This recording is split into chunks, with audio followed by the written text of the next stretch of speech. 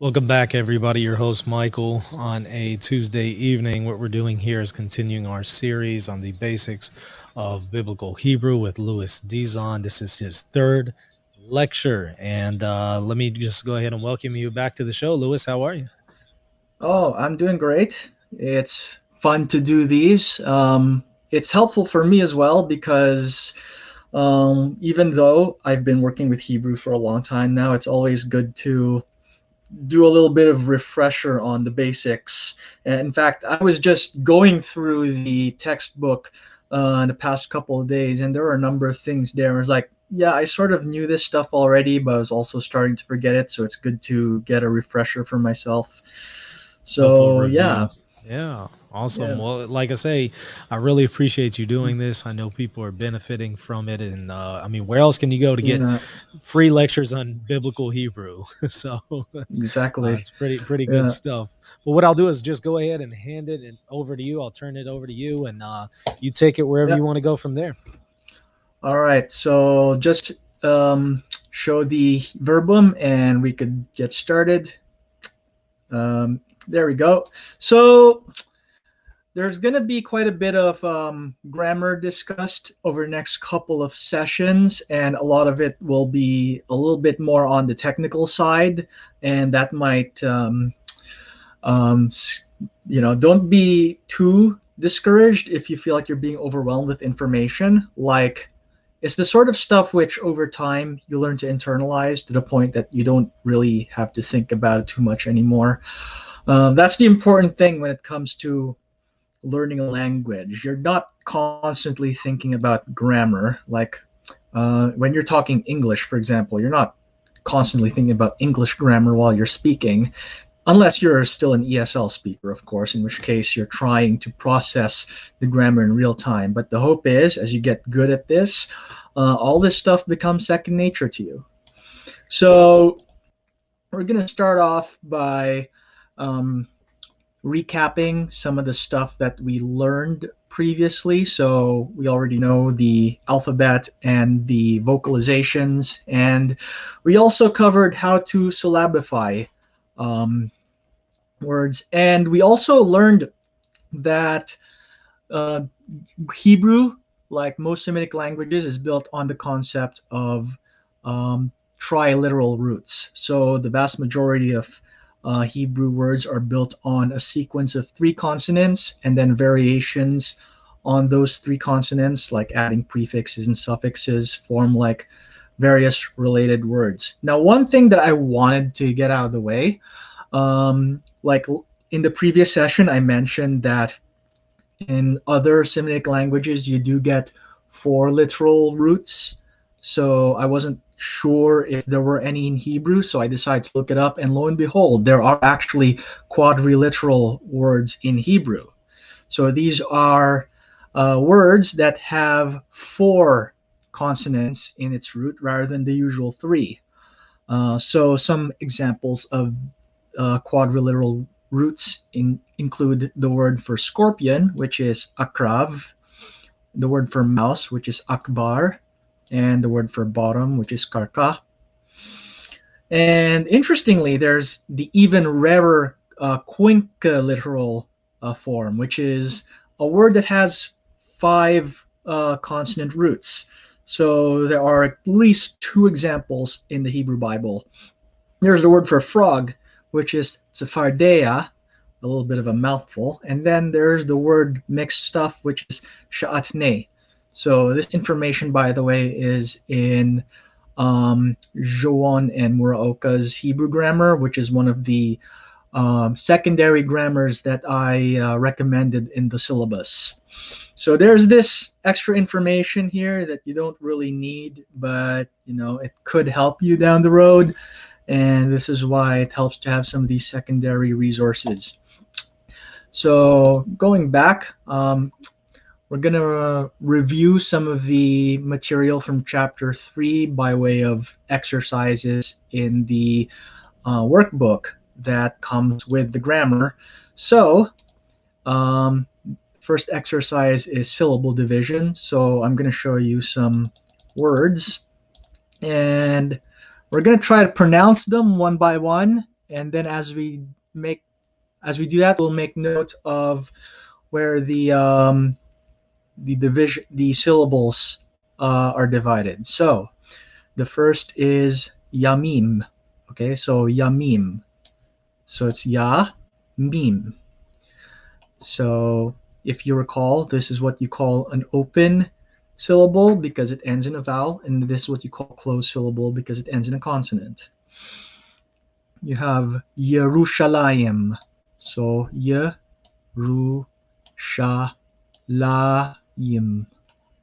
That's the word for Jerusalem, for those who haven't picked up that yet. So Devarim. So you have Devarim.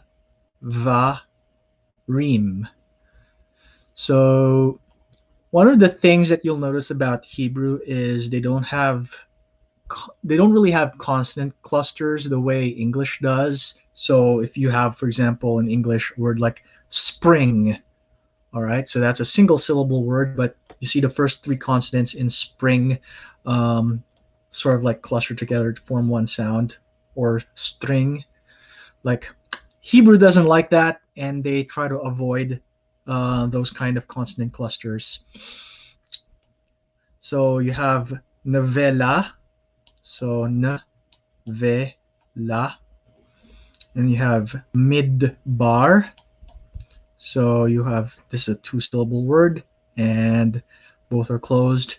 Here's where you'll notice that the shva here is totally silent. It is not vocal because it is at the end of the syllable. So a beginner might mispronounce this as middavar, but that is incorrect. It is midbar, not middabar.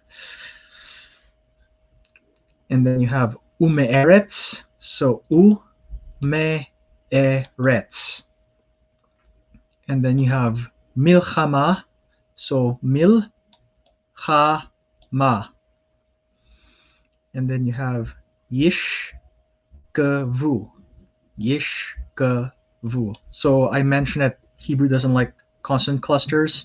So when you see two consonants like this, and you see a shva on here, that should clue you in that that's a vocal shva. And then here's a long one, shulchanotehem. All right, that's like their tables in Hebrew.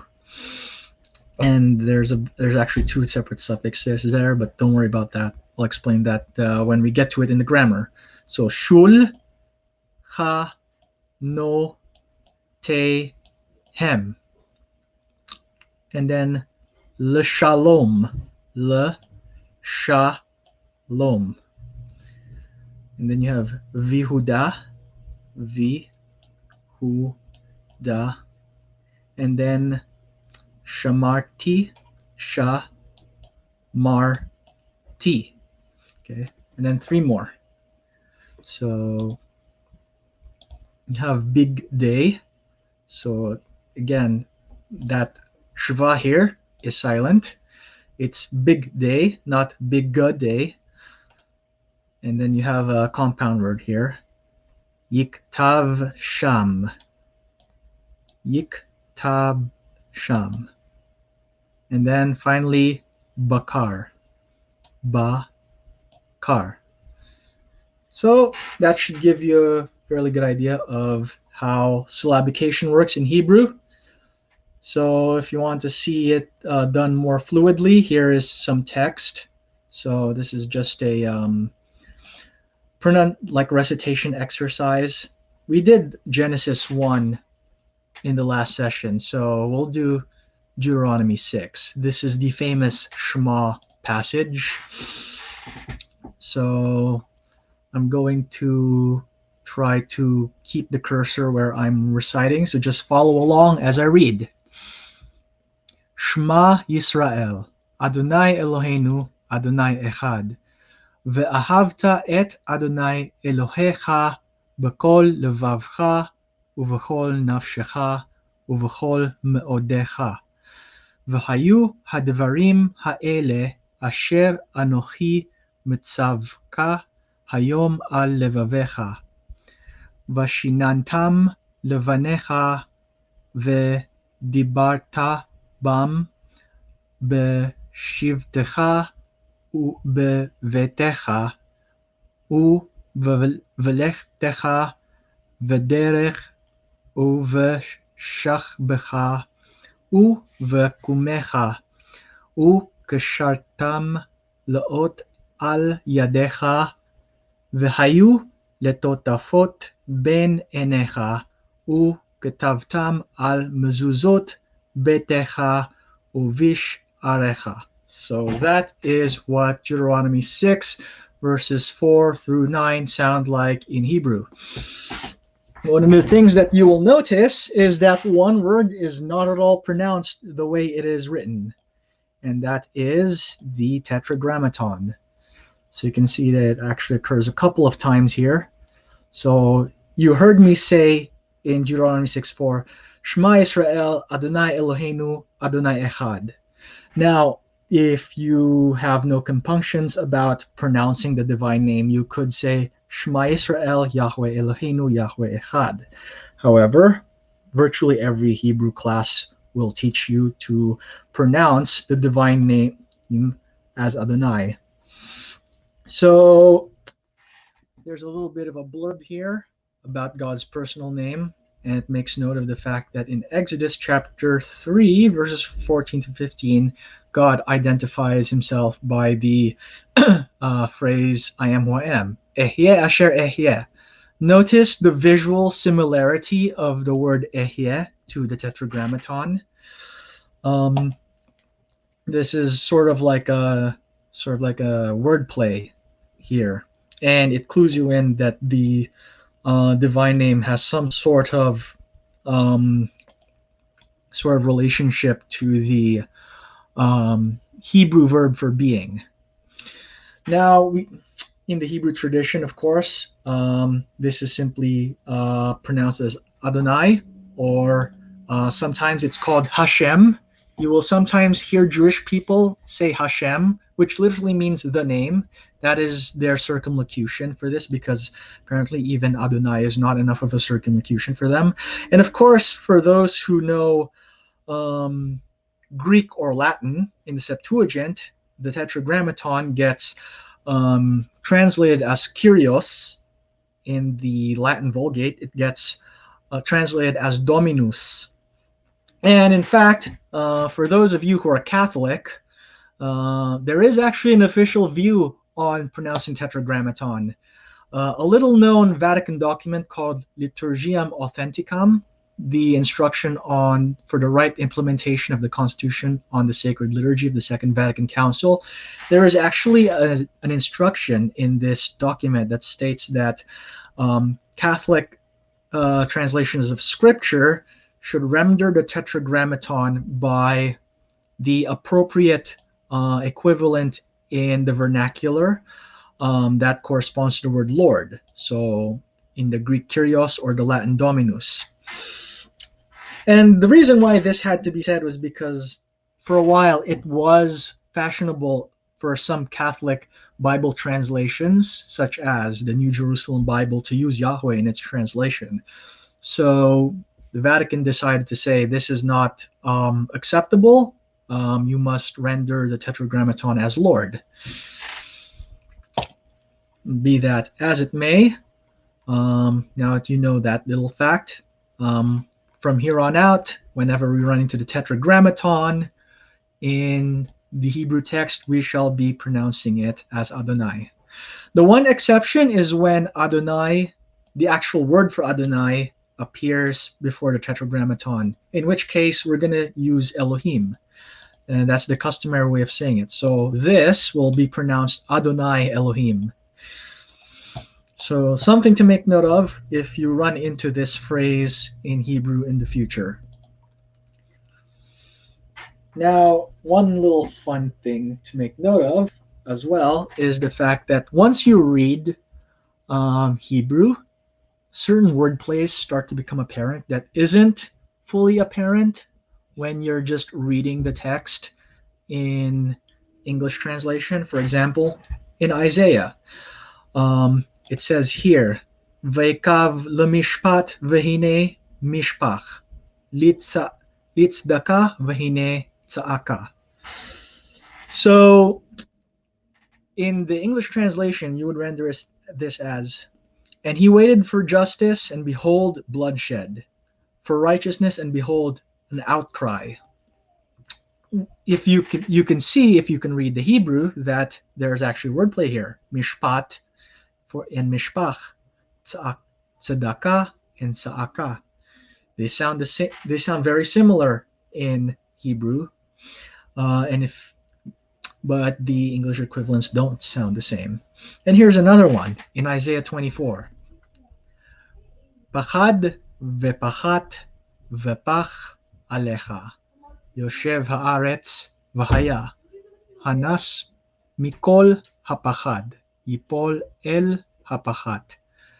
V'haole mitoch hapachat vailaked papach. So you can see that there's a lot of paching going on in this. That was a bad turn of phrase, but that syllable pach comes up a lot in these two verses, and that shows you that there's actually wordplay going on here.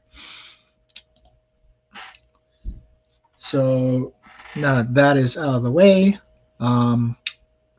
we will move on to doing the next chapter, which is on where we start delving into nouns as well as the definite article and the most common word in Hebrew. What is the most common word in Hebrew? You will soon find out as we go through chapter 4. So here's the stuff that we already covered, which is about the triliteral roots. So there are different ways that the basic triliteral noun is modified to yield different variations of a word, and the two most common will be gender and number. We will cover both of those in turn, beginning with the idea of number. So in Hebrew, the noun or the adjective takes on three basic grammatical number forms. You have the singular, you have the dual, and you have the plural. So this is fairly straightforward. So a singular is like when you have one of something, a dual is when you have two of something, and then a plural is when you have three or more of something. And the dual form usually gets used for things that naturally comes in twos. So for example, two hands is yadaim, two eyes is enaim, and let me see, 2 feet is raglaim. You'll notice that all of these words have ayim attached to the end, and that is the ending for the dual form. The plural form will have im attached at the end. So if you have one word, it is davar. If you have multiple words, it's davarim. If you have one house, it's a bait. If you had multiple houses, it's batim. In all those cases, you have the im ending at the end. So there are a few irregularities that should be made note of. So, and to demonstrate this, let's take a look again at Genesis 1:1. So you can see it says Bereshit bara Elohim et hashamayim ve'et haaretz. Okay, in the beginning, God created the heavens and the earth. Except, if you take a look at the word for Elohim and the word for shamayim, you'll notice that Elohim has the plural ending. So in singular, the word for God is actually Eloha. And you'll see that word come up in contexts that denote maybe like, a certain small g God of some sort. But when capital G God is in view, the biblical authors will often make use of the plural form Elohim. Some people see possible like allusion to the Trinity in this, And that's one theological interpretation of why it's used this way, but it's beyond the scope of our discussion to delve into that. What is really interesting here, though, and unexpected, is the fact that Shamayim is in the dual form. So it's technically, in the beginning, God created the two heavens and the earth, if we were to be hyper literal about it, because when the word for heaven appears in the Bible, it is always in the dual form. If it was just a singular, it would be something like Shama, but we never see that form of that word anywhere in Scripture. It's always Shamayim. Why is that the case? I don't know. It just is. The other thing that should be noted is that there are a few words that are rendered in the singular form in Hebrew, but if it was rendered into English, it would require a plural form. So the example given here is the word for zera. It's a singular noun that refers to seed, but sometimes it would contextually be used to refer to plural seeds. So that's something to make note of. And up next, we also have the grammar. So number is the one thing that you should make note of with every noun. The other thing that you should make note of is grammar. And every noun and adjective in Hebrew is either masculine or feminine. There are no neuters in Hebrew. So that's one of the differences between Semitic languages and Indo-European languages such as English. They have no concept of a grammatical neuter. And this is because in Semitic languages especially, grammatical gender and biological gender are not the same thing. So actually, a number of languages do this. So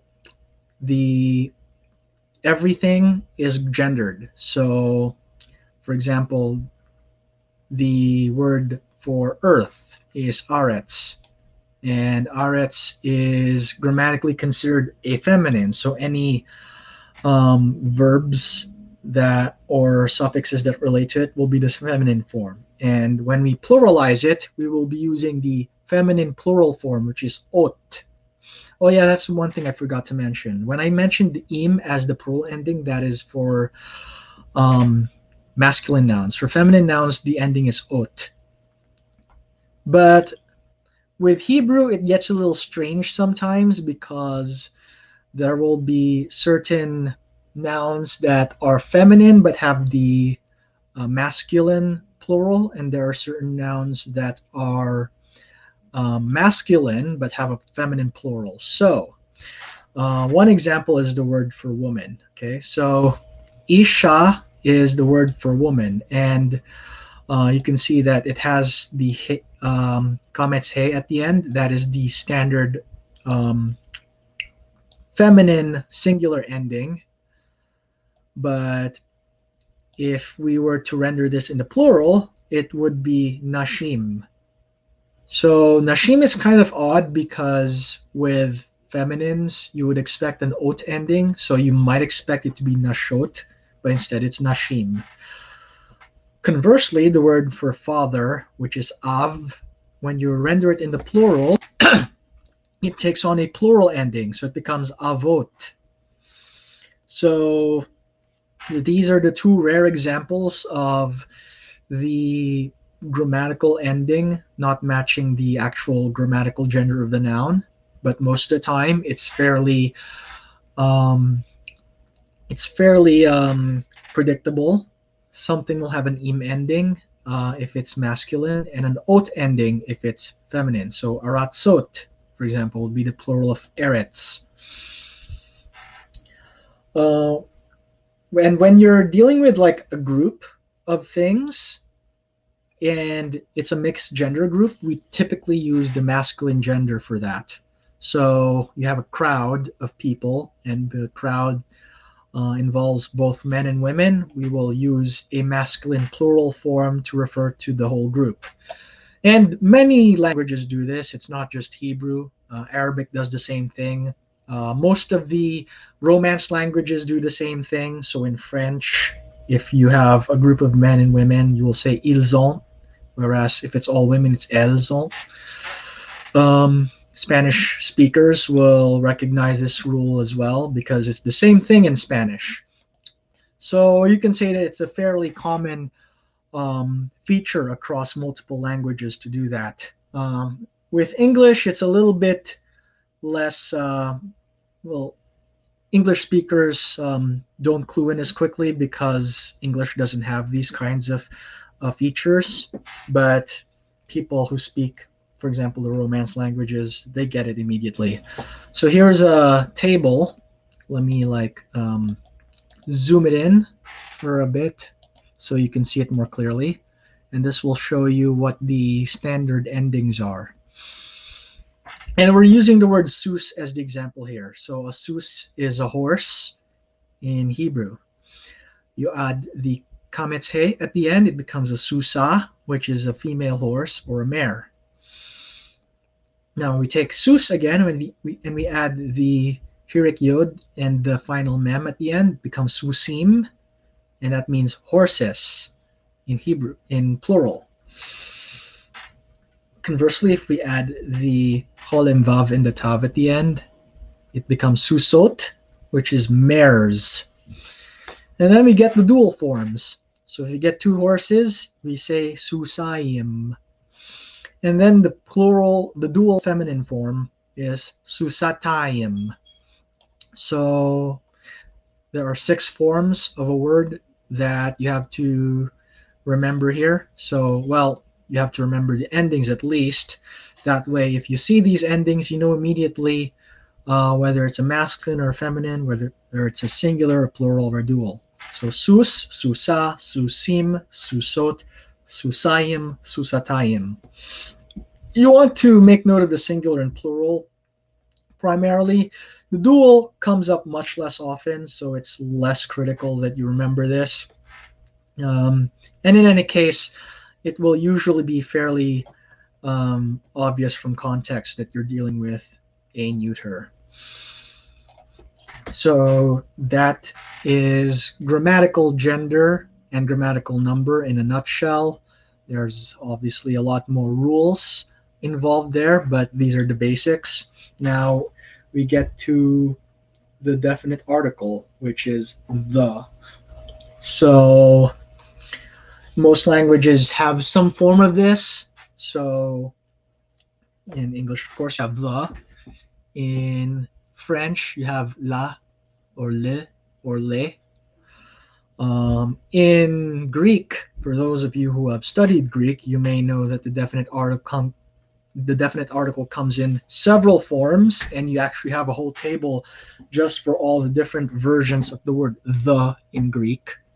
In Hebrew, it's there's actually more than one way of representing the definite article, but the most common one will be the word ha. So you put a he at the beginning of a word, and that is the definite article for you. So before getting into that, I also want to make note of something important. Different languages have different rules on when to add a definite article. So just because English requires it doesn't mean that Hebrew requires it, or vice versa. So there's a couple of examples here. So this day you have turned from the Lord. But in Hebrew, it's actually the day you have turned from the Lord. The here is, you would place it there. It's there in the Hebrew, but in order to make good sense in English, we just drop it off. And here's another example of this. So in 2 Chronicles 14, verse 2, Asa and Asa did the good in the eyes of the Lord his God, except that doesn't make sense in English, so we just say, and Asa did what was good in the eyes of the Lord his God.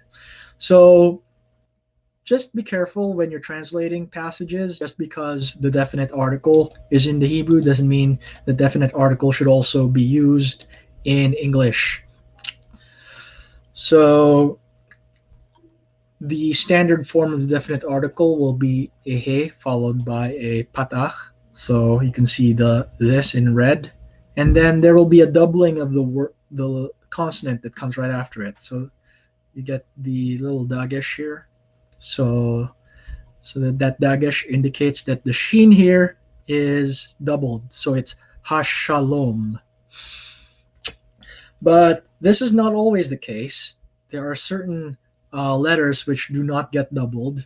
For example, the letters aleph, ayin, and ra are not doubled.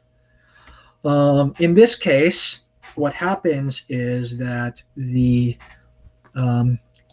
he, the ha at the end, at the beginning, instead of a patach, it has a kametz instead. So this is what we call compensatory lengthening. So this is generally the case. And then when you have the ha and the cha, this is another case where it will remain a he with a patach, but unlike the normal case, you do not double the he or the chet. So there's no dagesh on it. And then this is one of the less frequent things that you'll run into, is that sometimes the definite article will be vocalized with a segol, so a he instead of a ha. So he afar is the example that is given here, which means sort of like the ash. Another example would be the word for the hills. So it would be he harim in Hebrew. So you'll notice that instead of ha harim, it's he harim with a segol. So the basic rules would be this. So the standard form, you have compensatory lengthening for these three letters. You have honorary doubling, where you have the patach but no dagesh. And then you have the rare cases where something changes, where the vowel becomes a segol. And don't worry too much about the rules. Like at a certain point, this becomes second nature to you once you've had a chance to read a lot of Hebrew text. If you have the textbook, just give this a quick read through. And now we get to the most commonly used word in the Hebrew Bible, which is the word and. So the vav is at the beginning of most words is the conjunction and, or as we would call it in Hebrew, the consecutive vav. And it actually has a variety of uses besides and, but for simplicity's sake, we usually just translate it as and. Sometimes we'll translate with a but, then, or now, or so as well. That would be determined by context. And you'll see if you read Hebrew text with any length, you'll see that the vav does come up quite a bit. So just looking at this passage, which is the beginning of Genesis, you can see it here, and here, and here, and here, and here. So you can see that it's used quite a lot, much more than would be used in, say, English. And it leaves a mark on Biblical Greek as well, because Biblical Greek normally is more sparing in its use of it, but because of influence from Hebrew, you'll see this a lot in the New Testament. And that's because the word for and is a very versatile conjunction in Hebrew.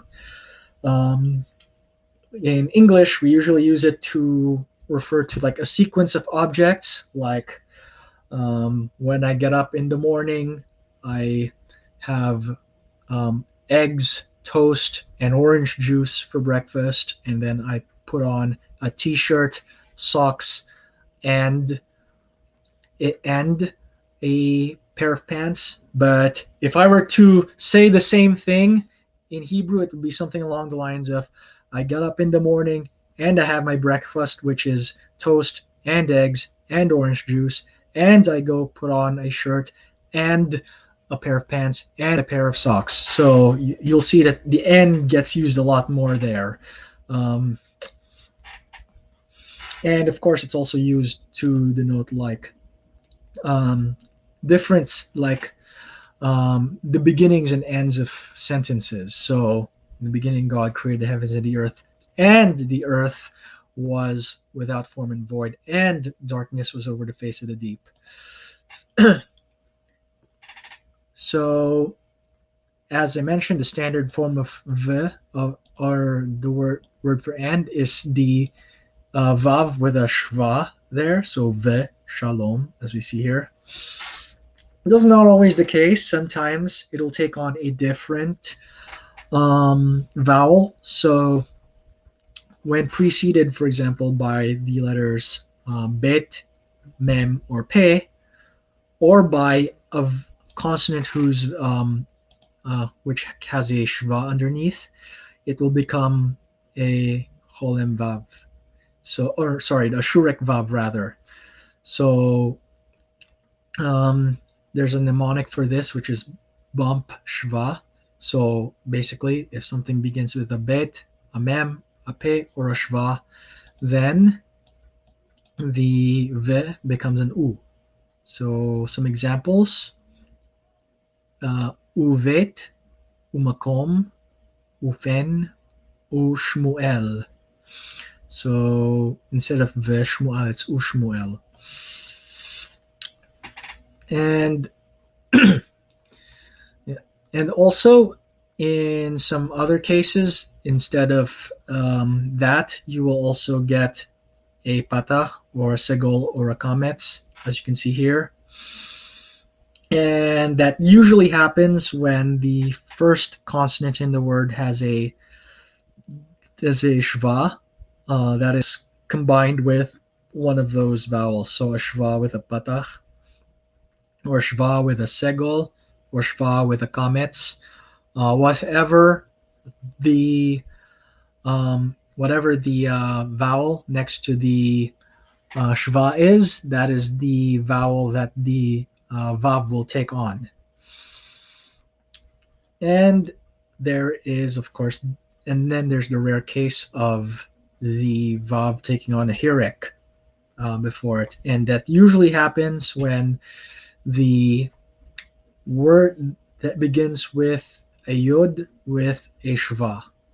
So the most common example that we run into is Yehuda, so Judah. So if you see and Judah, it becomes Vihuda.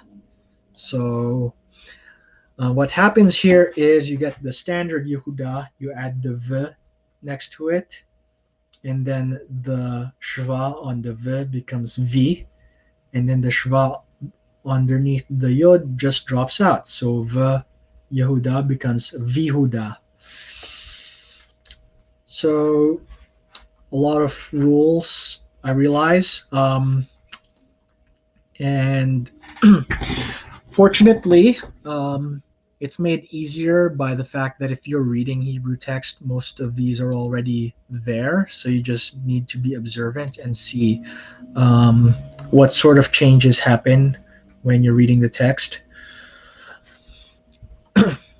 This is primarily so that when you see this happening, you know what's going on and you don't trip up the pronunciation. Because even with the vowel markers aiding you in pronunciation, you could still trip them up. And so that's there as an aid for that.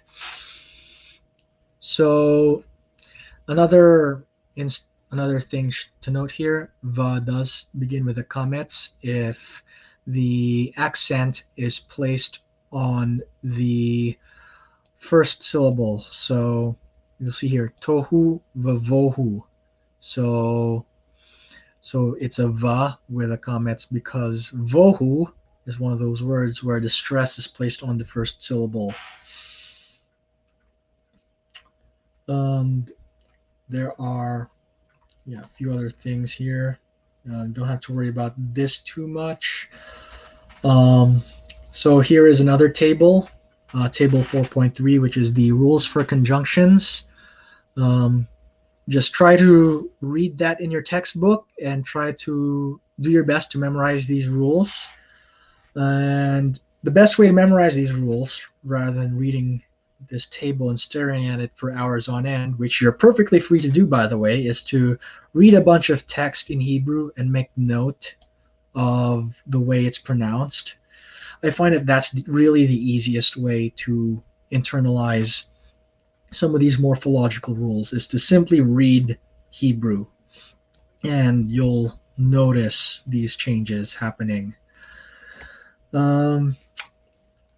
So you have enough grammar here actually to almost ready to begin translating. So there's just a few more things to make note of.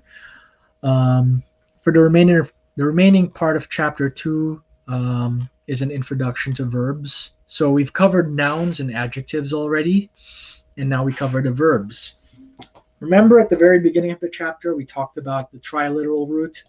So the most important aspect of the triliteral root is no identifying verbs, because the triliteral root at its most basic form is a verbal root, at least most of the time. And one of the most common verbs that you'll encounter would be the word for to keep or to guard, which is shamar.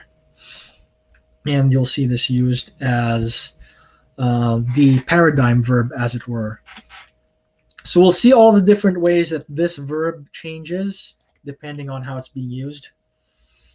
So when you memorize a verb, the basic vocabulary form that you will memorize would be what you call the kal, third person masculine singular perfect.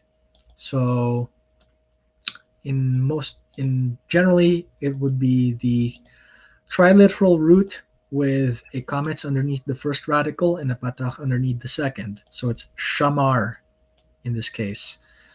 So used in a sentence, shamar et hatzon, he kept the flock, or he guarded the flock. Now, this would be changed depending on the subject of the verb. So you'll see here the perfect form. There are 6 forms of it, but you're only learning the first 3, which is the singular masculine, the singular feminine, and then the singular plural. So he kept shamar. She kept shamra, and then they kept is shamru. And then in every other verb, the same paradigm applies. So the verb for he wrote is katav. If it's she wrote, it's katva, and if it's they wrote, it's katvu.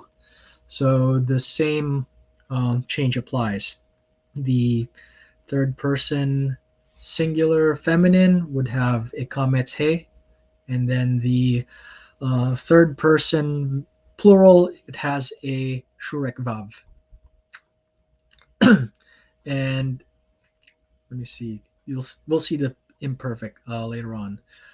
One of the things that might throw you off at the very beginning, but you'll get used to it later on because of how often it comes up, is that when the consecutive vav that we just learned about appears before the verb as an indication that it's actually being flipped from a perfect to an imperfect, or vice versa. So shamar is he kept, but if you see veshamar, it will be and he will keep. Shamra, she kept, veshamra, and she will keep. And then shamru, they kept, and then veshamru, and they will keep. If you want to see this in actual Hebrew text, look at the 3rd verse in Genesis, okay? Vayomer Elohim Yahi Or, Vahi Or. So Vayomer, okay? So Yomer would be will say, but because there's a vav, consecutive vav before it, becomes and he said. So Vayomer Elohim, and God said, be light, and then you see it happen again, and light was Va Yehi. So Yehi by itself would be will be, but because there's a consecutive vav before it, it becomes um, became. It became. And of course, we see that happens in the next verse. Vayar Elohim et haor ki tov, vayavdel Elohim ben haor uven hachoshek. So vayar. So and he saw, and then vayavdel, and he divided. If you see these forms without the v at the beginning, that is the standard imperfect form of the verb. So the imperfect has to do with incompleteness, so we usually render that as a plural form. So yishmor is the imperfect form of shamar, so it means he will keep. Tishmor means she will keep, and then yishmaru is they will keep. So this is one of those things that you really need to memorize. So look for the tables that show you the different forms of the verb and try to memorize those. So we haven't learned all of it yet, but so far you got shamar, shamra, and shamru, yishmor, tishmor, yishmaru. So here is the thing that I just explained earlier, which is that if you see a va next to it, it flips. So this happens primarily in Hebrew narrative texts. So Genesis is an example of a narrative text. In poetic text, this is not always the case. Usually in poetic texts, the tense does not flip, or the verbal aspect rather. It remains. This will remain an imperfect. But when you're dealing with narrative, just keep this in mind. So here's the table for translating imperfect. So we are almost done with chapter 4. There's only one last thing to make note of with chapter 4, and that is word order. So in Hebrew, what usually happens is we place the verb before the subject. So this is unlike in English, where I would say I ate food. If I were to say that in Hebrew, it would be something like ate I food. And you see that again here. Notice that in verse 3 as well as verse 4, the very first word in each sentence is the verb itself. So Vayomer Elohim, and he said, God. So in English we would say, and God said, but see here that and he said comes before God. By the way, if you're learning modern Hebrew, this is generally not the case. Modern Hebrew has tended to follow English word order, so they will place the noun before the verb. But in biblical Hebrew, generally you get what is called a VSO structure, so verb, subject, object, as opposed to English, which is SVO, subject, verb, object. When you're translating a text, just change the word order around to how it would naturally flow in English. But when you're reading it in Hebrew, just make note of the fact that the verb will generally precede the subject. This is not always the case. Like sometimes the subject will come before the verb, especially if there is some pressing need to emphasize the subject. But generally the verb comes first. Well, actually, let me correct that. Placing something at the front doesn't always mean it's being emphasized.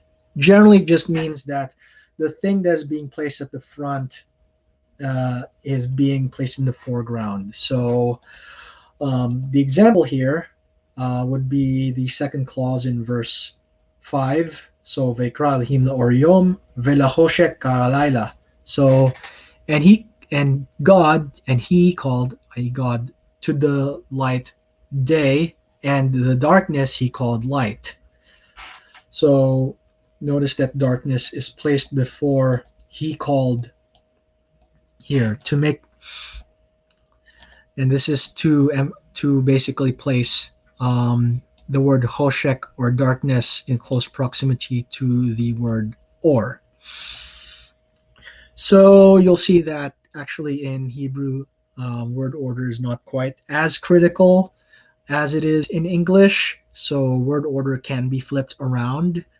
There's some flexibility to it, and it will not change the fundamental meaning of the phrase. So theoretically, if you said Vikara Lechoshek Laila, it would still mean the same thing. And the reason for that is because the various things that we add to it will tell you anyway what each word is functioning as in context.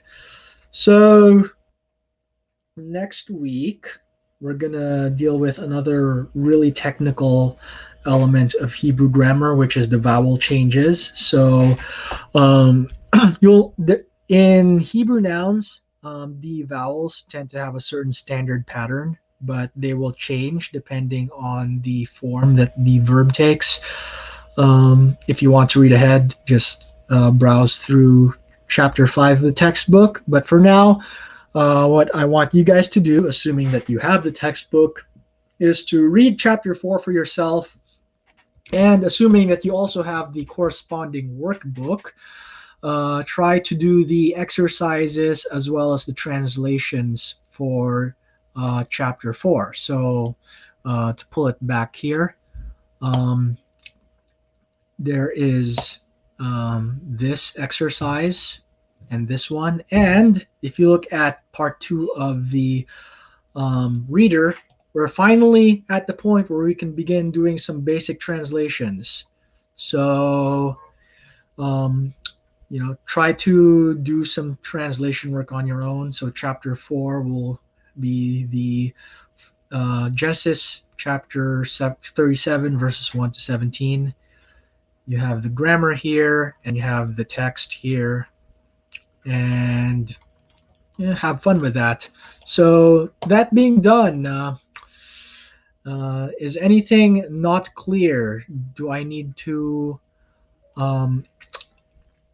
clarify anything, or was everything understandable for you guys? Also, I wish I could go for another hour, though I suspect that there are some other things that need to be done. Is there another show happening, or no? Oh no, not tonight. Okay. Yeah. So yeah, I want to leave chapter 5 off for like the next session.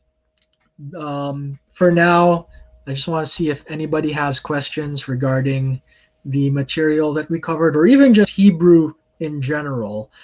I can try to clarify things that might be confusing. Yeah, if y'all have any, send it to @Reason and Theology. I'm not seeing any so far. We'll give it just another second here. Yeah. I need it to refresh it on my end. It's still showing the same comments. So it looks like people not, got it. It seems. Yeah, I'm not seeing any. But of course, you're always welcome to post them in the comment section whenever this posts on YouTube, which should be immediately as soon as we're done with a live video. You can always put them in there if you think of any after the fact. Yeah.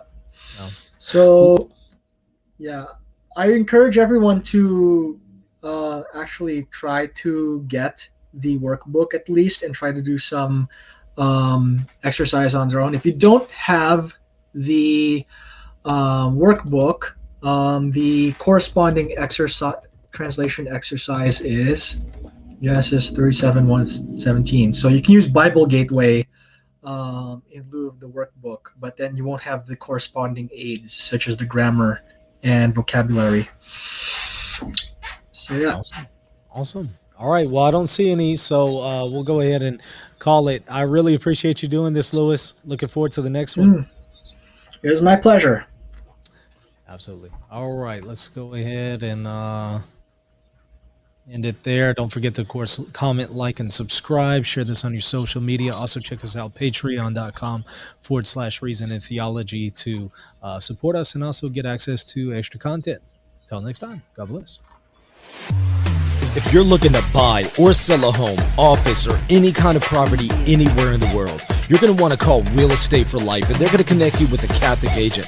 Now, that agent will donate a portion of their commission upon sale, and Real Estate for Life will donate 75% of that gift to a pro-life organization at no cost to you. Call Real Estate for Life at 1-877-LIFE-US1 or text them 248-431-1440. If you care about the pro-life